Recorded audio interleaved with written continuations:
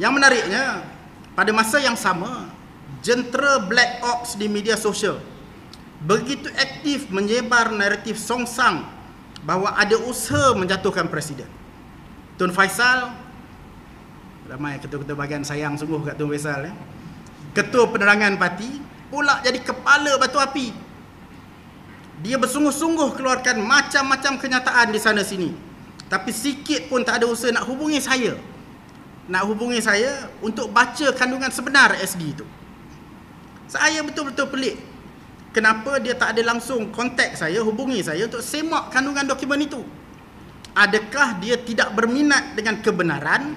Adakah dia hanya berminat untuk pasakkan naratif yang songsang ini dalam minda semua orang agar parti kita berpecah? Dalam gerak kerja Black Ops pula, ada nombor dari luar negara, kalau tak silap saya dari Thailand, kalau tak silap.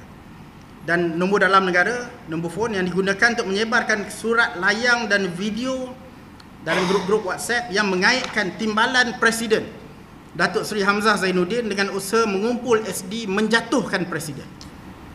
Sebab itulah kami membuat kesimpulan bahawa ini menunjukkan ada orang yang cuba mengambil kesempatan dari isu ini untuk memburukkan nama baik Datuk Seri Hamzah.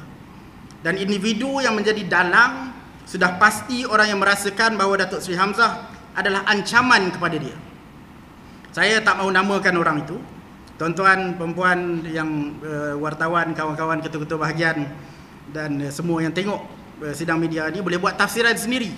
Siapa yang kita kenali perangainya suka baling batu dan sembunyi tangan. Yang paling senyap sekali, tak ada apa-apa langsung yang dia buat.